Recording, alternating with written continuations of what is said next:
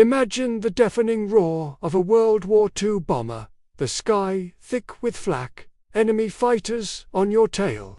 Now, imagine flying that plane not to drop bombs, but to deliver life-saving medicine.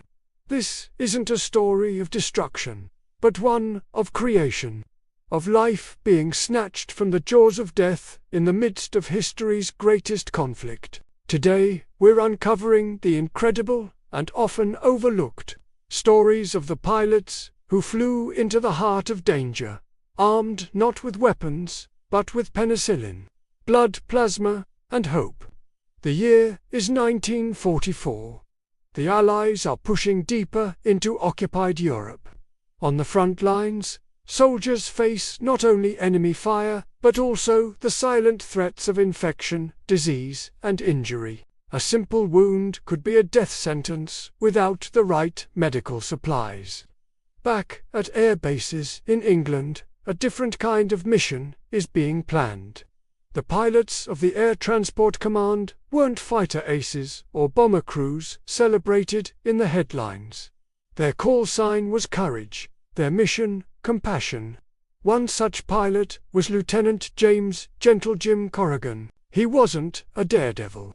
He was a former crop duster from Ohio who knew how to handle a plane with delicate precision. His aircraft, an unarmed C-47 Skytrain, affectionately nicknamed the Flying Pharmacy, was loaded not with ammunition, but with crates of sulfur powder, surgical kits, and precious vials of penicillin. His targets weren't factories or military installations. They were makeshift aid stations just miles behind enemy lines. Flying these missions was a unique kind of terrifying. C-47s were slow, lumbering targets. They flew without fighter escorts, often under the cover of darkness or bad weather, hoping to remain invisible. Enemy patrols were a constant threat. But the greatest danger was often the destination itself. These pilots had to land on hastily constructed, often damaged airstrips.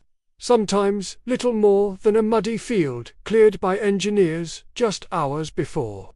One wrong move, one miscalculation, and the entire payload of life-saving medicine would be lost, along with the crew.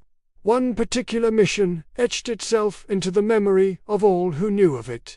A pocket of Allied soldiers was cut off near the Ardennes forest. They were running desperately low on everything, but most critically, on medical supplies.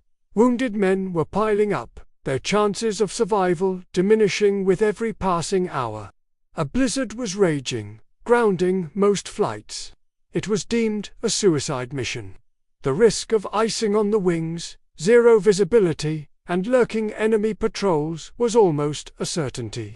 But Gentle Jim Corrigan knew what was at stake. He volunteered. He and his co-pilot meticulously planned their route, using valleys and low cloud cover to mask their approach. For hours, they wrestled with the controls of the C-47, the plane groaning under the strain of the turbulent weather. Ice clung to the wings, threatening to pull them from the sky. They flew by instruments and instinct, their eyes straining to see through the swirling snow. More than once, they heard the distant chatter of enemy anti-aircraft guns, firing blindly into the storm. Every sound, every shudder of the aircraft was a potential end. But inside the cabin, the boxes of sterile bandages and blood plasma represented hundreds of lives. That was the only thought that mattered. After what felt like an eternity, a faint signal from a portable radio beacon broke through the static. It was the trapped unit. Corrigan had to make the landing of his life. Through a brief break in the snow, they saw it, a short, icy strip marked by a few flickering lanterns. He brought the Flying Pharmacy down, the wheels skidding on the frozen ground, stopping just feet from the edge of the woods. Soldiers appeared from the trees like ghosts, their faces a mixture of disbelief and profound relief. They didn't cheer. They were too exhausted. They just began unloading the crates with a quiet, desperate urgency. A young medic, no older than 20, looked at Corrigan, his eyes welling up. "You have no idea," he said, his voice trembling. "You have no idea what you've just done for us." Corrigan didn't stay. The risk was too great. As soon as the plane was empty, he took off again, vanishing back into the blizzard. He and his co-pilot made it back to base on fumes, their plane battered but intact. There was no medal ceremony waiting for them, no newspaper headlines. Their reward was the quiet, profound knowledge that because of their flight, men who would have otherwise perished would now have a fighting chance to see their homes again. These medical supply missions highlight a different kind of courage, not the courage to take a life, but the unwavering commitment to save one. It's the human side of war that often gets lost in the grand narratives of battles and victories. It's the story of compassion in the face of chaos, of doctors performing surgery by flashlight, of medics running through gunfire to reach a fallen comrade, and of pilots like Jim Corrigan who risked everything to deliver the tools of healing. Their cargo wasn't glamorous. It didn't explode. It didn't change the lines on a map overnight. But its impact was immeasurable. Each vial of penicillin was a father who might return home. Each roll of bandages was a son who would get to write another letter to his mother.